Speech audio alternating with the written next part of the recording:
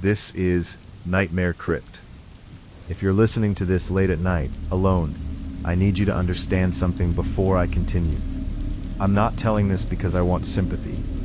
I'm not telling it to scare you. I'm telling it because whatever I did didn't end when I walked away, and I don't think I'm the only one who can still hear it. My name doesn't matter. What matters is that I'm running out of time to pretend this was an accident. The title you clicked, The Cask of Amontillado, isn't a reference. It's a warning, because once something is sealed away, it doesn't stop existing, it just learns how to wait. I need to say this plainly before I lose the nerve. I helped wall a man into a basement, and he was still alive when we finished. I've replayed that sentence in my head so many times that it doesn't sound real anymore, like it belongs to someone else. Like it's something I heard on a podcast or read online at 3 in the morning, but it happened. My hands were there, my breath was fogging the air, my heart was beating so hard I thought it might give us away. I didn't plan to kill anyone. I didn't wake up that day thinking it would end with a brick wall and silence. That's the part people don't understand.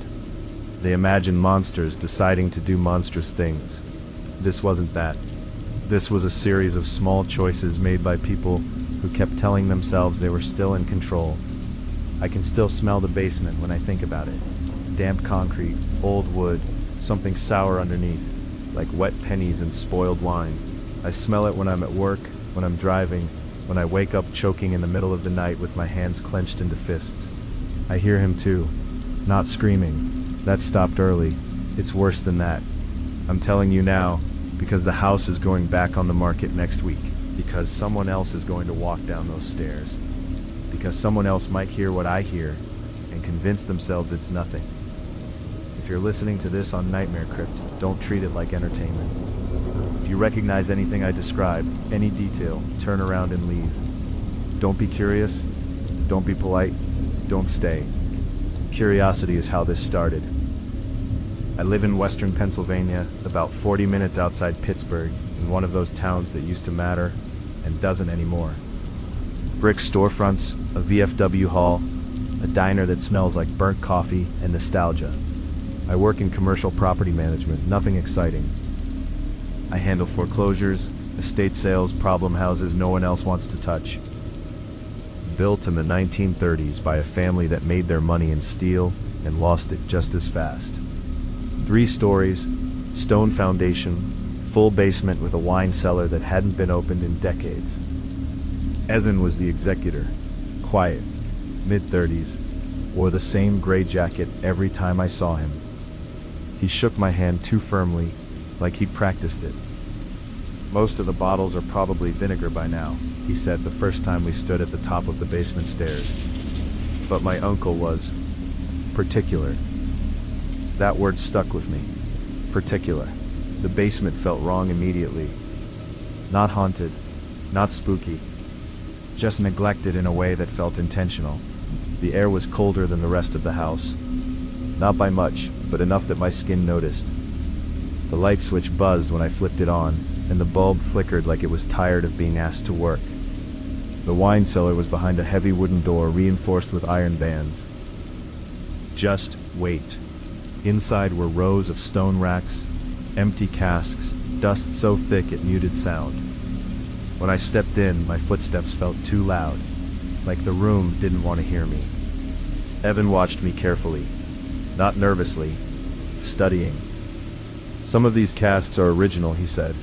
My uncle wouldn't let anyone touch them. I remember laughing, trying to lighten it.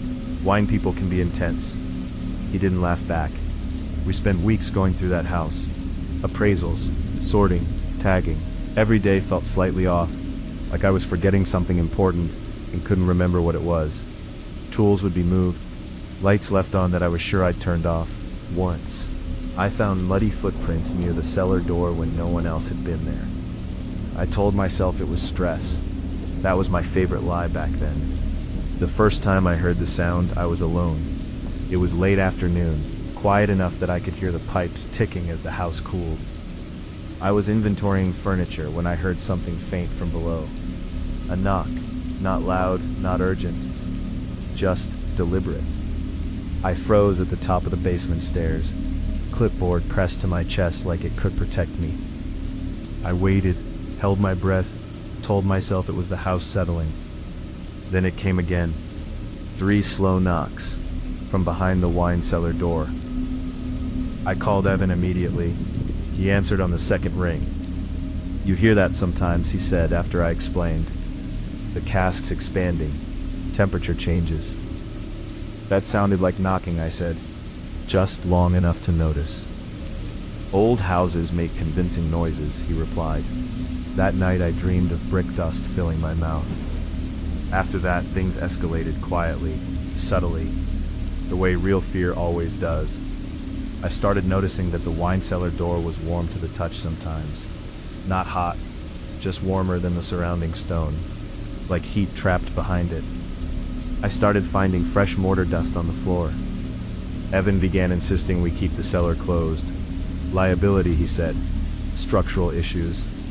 The knocks came more frequently, sometimes during the day, sometimes at night when I lay awake replaying them in my head, trying to remember if they'd come in 3s or 4s.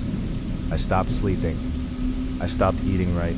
I started checking behind me in reflective surfaces, not because I thought someone was there, but because I needed proof that no one was. One evening, as we were locking up, Evan stopped me at the cellar door. "If you hear anything," he said, eyes fixed on the wood, "you didn't." That was the moment I should have walked away. Instead, I nodded. The night it happened wasn't dramatic. No storm, no screaming, just a Tuesday. Evan called and asked me to meet him at the house after dark, said he needed help with something urgent. His voice sounded strained, like he'd been holding it together all day and was tired of pretending. The basement lights were already on when I arrived. The cellar door stood open. Inside, a man was chained to one of the stone pillars. He was alive, bruised, breathing hard through his nose. His mouth was gagged, but his eyes locked onto mine immediately.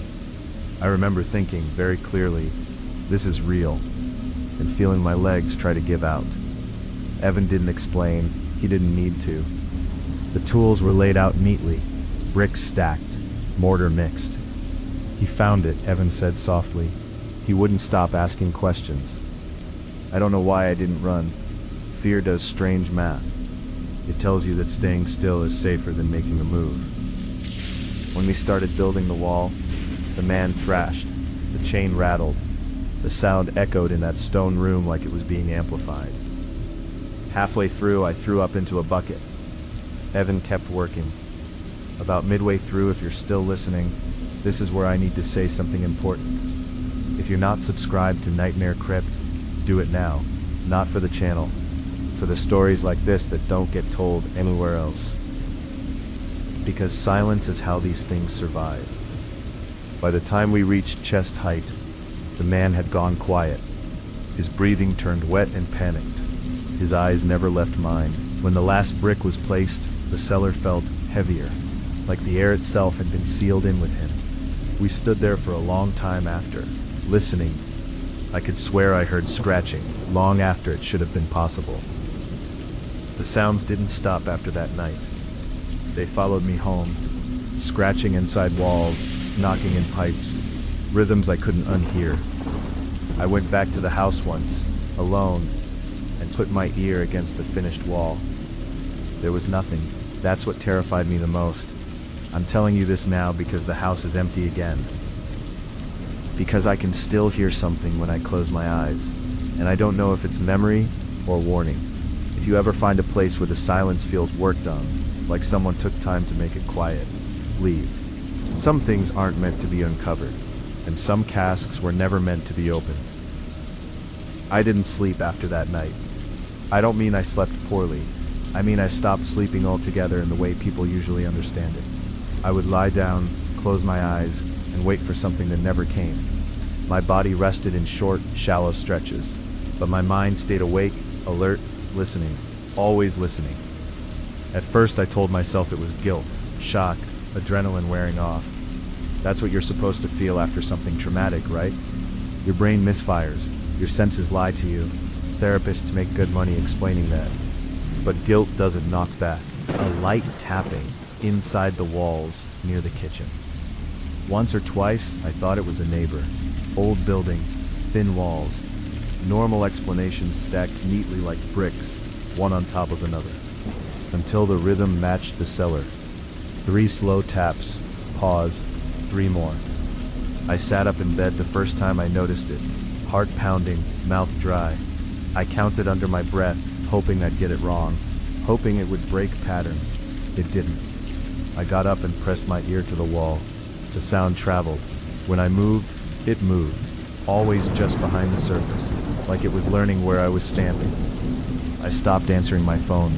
Evan left 3 voicemails over the course of a week. He sounded calm, too calm. Just checking in, he said. We should talk, he said. You haven't been back, he said, like that was an accusation. On the 7th night without real sleep, I drove. I don't remember deciding to. I just remember being behind the wheel, headlights cutting through empty roads, hands locked at 10 and 2, like muscle memory had taken over. I told myself I was going to confirm it wasn't real, that once I stood in front of that wall again and heard nothing, everything would stop. That's the lie that almost finished me. The house looked the same, empty, dark, for sale sign leaning slightly to the left. But when I unlocked the front door, the smell hit me immediately. Damp concrete, old wine, something metallic underneath. The basement light was already on. I stood at the top of the stairs for a long time, listening. No knocking, no scratching, just silence so complete it pressed against my ears. Each step down felt wrong. The air grew heavier with every foot of descent, like the basement was deeper than it should have been. Like the house had stretched itself when I wasn't looking. The cellar door was closed. I didn't touch it at first. I just stood there, staring at the outline, at the faint dust on the floor where no one should have walked. I told myself if I opened it and nothing happened, I would call someone. The police, a lawyer, anyone. When I finally pulled it open, I understood something I hadn't before. The wall was different. Not crumbling, not cracked. Perfect. Too perfect. The mortar looked fresh, smoother than before, like it had been worked recently. I ran my fingers along it and felt warmth again, stronger this time, unmistakable. Then I heard breathing. Not loud, not desperate, steady, right on the other side. My legs gave out. I slid down the stone wall and pressed my back against it, hands clamped over my mouth to keep from making a sound. The breathing paused. Something shifted behind the bricks. I don't know how long I sat there. Minutes, hours. Time felt useless in that room. Eventually the breathing stopped. I drove home shaking so badly, I had to pull over twice. The next morning, Evan's voicemail was different. You shouldn't have gone back, he said. That was the last message I ever got from him. 2 days later, the house went under contract. Fast sale, cash buyer, no inspection contingency. I watched the listing disappear online and felt something inside me settle in a way that terrified me more than panic ever had, because part of me felt relieved. The knocking didn't stop. Sometimes it comes from inside the walls, sometimes from the floor beneath my bed. Once, while I was brushing my teeth, I heard it from the mirror, faint and muffled, like it was coming from the other side of the glass. I don't answer my door anymore. I don't trust silence. I don't trust patterns. I'm recording this now because last night, for the first time, I heard a new sound. A crack, like mortar giving way. If you're listening to this and you ever inherit a house with a sealed room, a blocked doorway, a wall that looks newer than it should, don't ask why. Don't assume someone else already checked. Some people don't disappear. They're just put somewhere you won't think to look. And once you hear them, they know where you are. I didn't post the recording right away. I listened to it back first, sitting on the edge of my bed with my phone in my hands, volume low, window blinds half open even though it was almost midnight. I sounded older, thinner somehow, like something had scraped pieces out of me while I wasn't paying attention. When it ended, I waited. I don't know why. Habit maybe, or instinct. The same instinct that had told me to leave the cellar door closed all those months ago, and the same one I ignored anyway. That's when the knocking started again. Not from the walls this time, from the floor. directly beneath my feet. The carpet under my toes felt colder than the rest of the room, like the temperature changed in a perfect square beneath my bed. 3 taps, slow, patient, close enough that I could feel the vibration through the soles of my feet. I backed away until my shoulders hit the wall. The taps came again, louder, closer together. I live on the 2nd floor. There's no basement under my apartment, just a crawl space in concrete. I knew that. I'd seen the building plans when I moved in. I joked about it with the landlord when the heat pipes knocked in winter. This wasn't that. I grabbed my keys and didn't bother with shoes. I didn't grab a jacket. I didn't grab anything except my phone and my wallet. I took the stairs 2 at a time and didn't slow down until I was outside. Lungs burning, heart trying to punch its way out of my chest. I sat in my car for almost an hour. Nothing followed me. No footsteps, no knocking, no sense of being watched. Just quiet. Honest quiet. That should have been comforting. Instead, it made my stomach twist. I didn't go back inside that night. I drove until the sun started to lighten the sky and parked in a grocery store lot with other early commuters. I slept for maybe 20 minutes with my head against the steering wheel. When I woke up, there was dust on my windshield. Handprints. I checked into a motel on the edge of town under a fake name. Paid cash. The clerk barely looked at me. I don't think she noticed how badly my hands were shaking when I signed the form. The room smelled like disinfectant and old smoke, the kind of place that had seen too many people passing through without staying long enough to matter. I locked the door, shoved the dresser in front of it, and sat on the bed listening to the hum of the AC. No knocking, no tapping, nothing. For the first time in weeks, I slept. I dreamed of bricks. I dreamed I was pressing them into place with my bare hands, smoothing mortar into cracks that wouldn't stay closed. Every time I stepped back to look at my work, the wall had moved closer, the room smaller, the air thicker. I woke up choking. The ceiling fan above the bed had stopped spinning. I checked out an hour later. I didn't go back to work. I didn't call anyone. I drove aimlessly, trying to outrun a feeling that stuck to me like a shadow. Everywhere I stopped felt temporary, unsafe, like I was just borrowing space that didn't want me there. I started noticing small things, walls that seemed slightly thicker than they should be, doors that didn't open all the way, fresh paint in odd places, always a shade off from the rest of the room. At a diner off the highway, I went to the bathroom and found a door at the back of the stall area that didn't have a handle. Just a flat panel screwed into the frame. The screws were new. I left without finishing my coffee. The first message came that night. Unknown number. You hear it too now. I deleted it, blocked the number, turned my phone off. The knocking came back immediately, not from one place, from everywhere. It followed me across county lines, through hotel rooms, through rest stops and borrowed couches. Always 3 taps, always just close enough to feel. I tried drowning it out with noise, music, TV. White noise apps turned all the way up. The sound slid between frequencies, threading itself through whatever I played like it belonged there, like it had always been there. I started talking out loud to myself just to prove I could still hear my own voice. Started recording again, leaving voice memos I never listened to, just filling space with proof that I existed. That's when I realized something worse than being followed. The knocking wasn't asking to be let out anymore. It was responding. Whenever I spoke, it paused. Whenever I went silent, it started again. Last night I made the mistake of answering. I don't remember what I said. Something stupid, something desperate. I remember crouching on the floor of a gas station bathroom, hands over my ears, whispering, "What do you want?" The response came immediately. One knock, then another, then a slow dragging sound, like something heavy shifting its weight. And then a voice.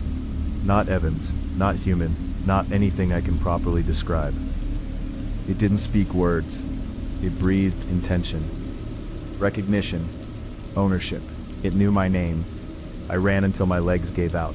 I'm writing this now because the knocking has stopped completely. That's worse. The silence feels finished. Complete. Like something has finally reached the place it was trying to get to. If you're listening to this on Nightmare Crypt, do me a favor. Subscribe, not for me, but because these stories don't stop at one voice. People send them in because they're afraid to be alone with them. And if this ever sounds familiar, even a little, don't investigate.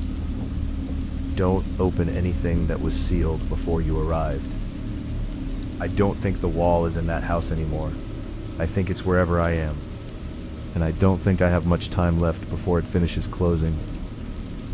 I'm not in a safe place right now. I keep starting sentences like that, deleting them, starting over. Because the truth is, I don't know what safe means anymore. The word feels theoretical, like something people invented to feel better about walls and locks. I'm sitting in my car again. Different lot, different town. Same hollow feeling in my chest. It's late enough that the streetlights buzz, but early enough that nothing feels settled. There's a closed hardware store across from me. Brick building, no windows on the side facing the lot. Just a long, uninterrupted stretch of wall. I chose this spot on purpose. I wanted to see if it would follow rules. For the last 6 hours, I've been testing something I don't fully understand and definitely shouldn't be messing with. Talking, staying silent, moving, staying still, recording, deleting, watching the wall, not watching the wall. Every time I close my eyes for more than a few seconds, I feel it. Pressure. Like being pressed gently but firmly between two surfaces that are inching closer together. No pain, just inevitability. I haven't heard the knocking since early this morning.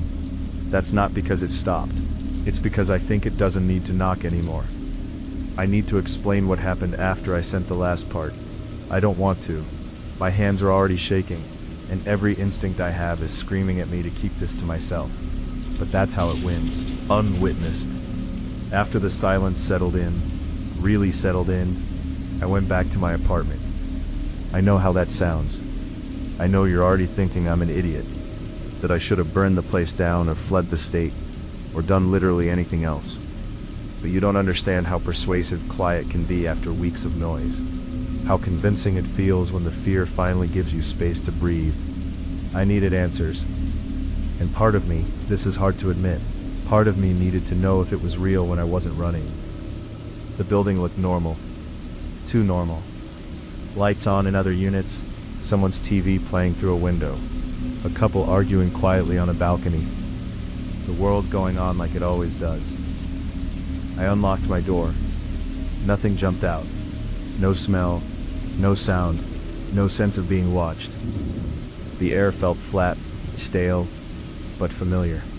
I stood there for a full minute, with my keys still in my hand, waiting for something to happen. Nothing did. I moved the dresser back, put my shoes down, sat on the bed. Still nothing. That's when I noticed the wall, the one behind the bed. I swear to you, it hadn't been like that before. The room is small, always has been. Bed, nightstand, dresser, not much else. I've lived there long enough to know the dimensions without thinking about it. I know exactly how much space there's supposed to be between the mattress and the wall. There was less. Not dramatically less. Not enough that you'd notice right away. Maybe an inch, maybe two. I could feel it in my body, the way you feel when someone stands just a little too close behind you. I pressed my palm against the dry wall. It was warm. Walls aren't warm. I knocked on it once, lightly, more out of reflex than anything else. The sound didn't echo. It didn't sound hollow or solid. It sounded muted, absorbed, like knocking on packed earth. I stepped back. The silence didn't break. That was worse than the knocking ever was. I grabbed a screwdriver from the kitchen drawer. I don't know why I had one. I'm not handy. I think it came free with something I bought years ago and never used. I pressed the tip into the wall, just enough to dent the paint. The drywall gave way too easily. The screwdriver sank in farther than it should have, meeting almost no resistance. When I pulled it back out, the tip was coated in something dark and gritty. It smelled like old wine, metallic, sour, sweet in the worst way. My stomach turned. I widened the hole with shaking hands, peeling away the drywall until there was a gap big enough to see through. There was no insulation, no studs, just brick.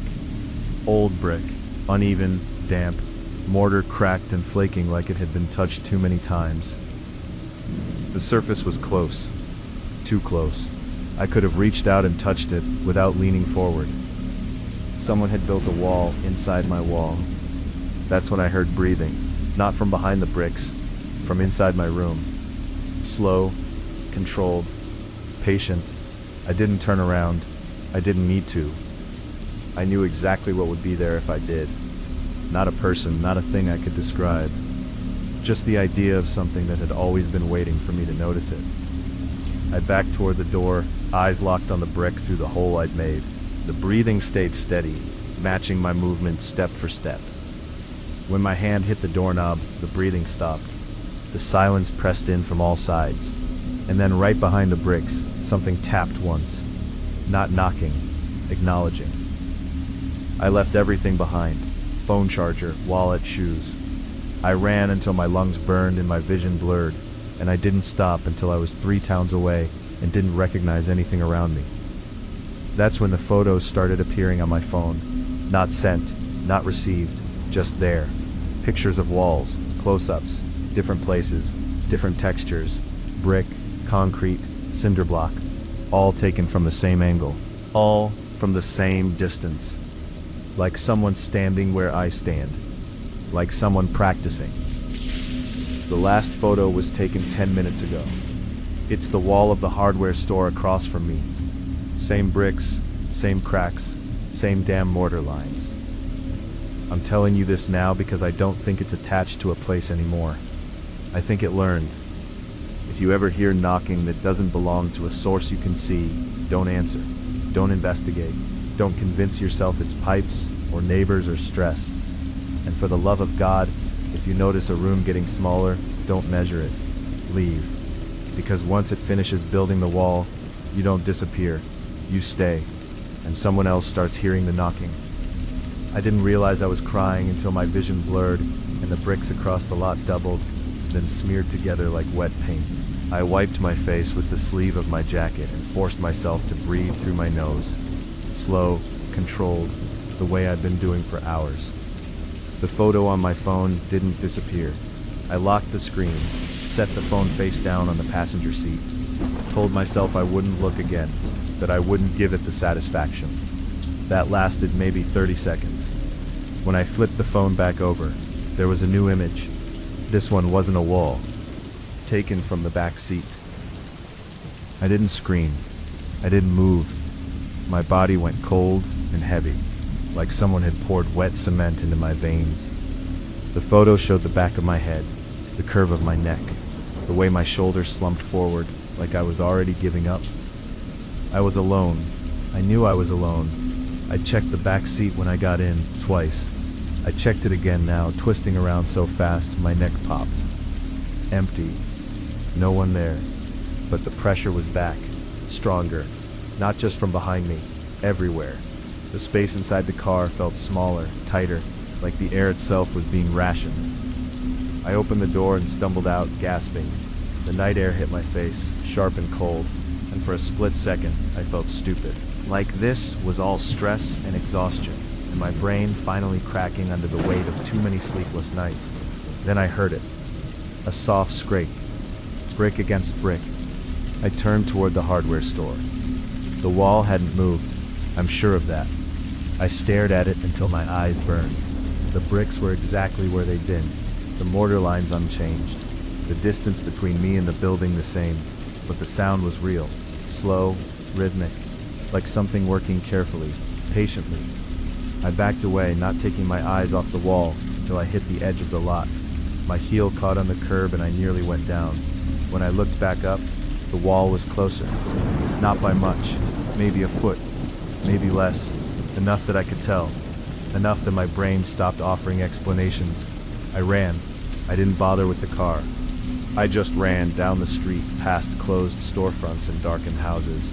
My breath tearing out of my chest in ragged bursts.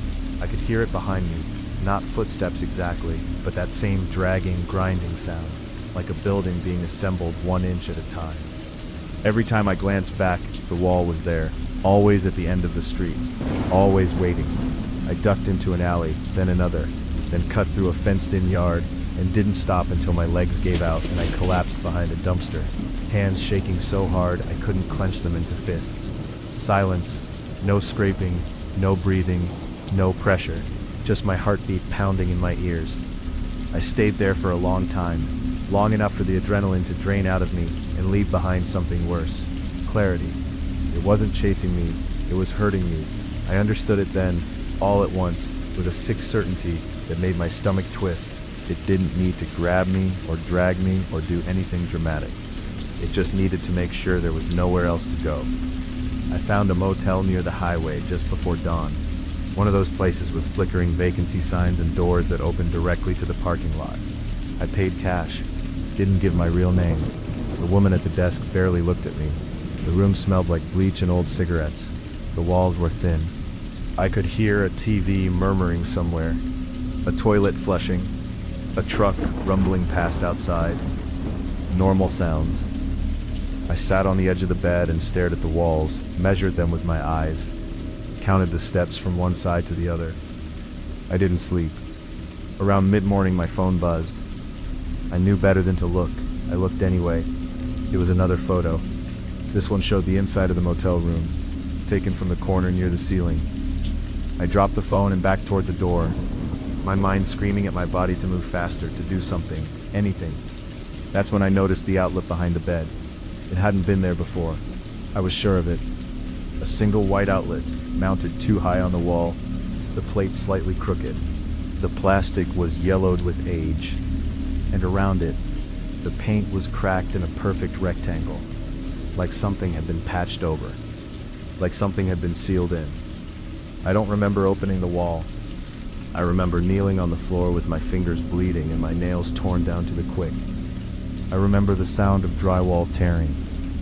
I remember the smell. Brick, always brick. But this time there was something else. A small gap. A space between two bricks just wide enough to see through. And an eye. Not staring, waiting. I stumbled back, screaming now, the sound ripping out of me without permission. The eye didn't blink, didn't move. It wasn't angry. It wasn't curious. It was familiar. Like it recognized me. Like I'd finally come home. I don't know how I got out of that room. I don't remember the hallway, or the parking lot, or the highway beyond it. I only know I kept driving until the sun was high and my body felt hollowed out, like there was nothing left inside me but fear and momentum. That was yesterday. Today, the photo stopped. The knocking hasn't come back. The walls aren't moving. And that's what terrifies me the most, because it doesn't need to warn me anymore. It knows where I am. It knows I'm tired. It knows I'm writing this. I'm telling you because once you notice the pattern, you can't unsee it. Because there are buildings everywhere, and walls inside walls, and spaces that don't quite add up if you look too closely. If you ever feel a room pressing in on you, if you ever hear something working patiently just out of sight, don't wait for proof. Don't be like me. Leave before it finishes. Because when it does, there won't be any noise at all. Just quiet, and brick, and someone else wondering why their world suddenly feels smaller.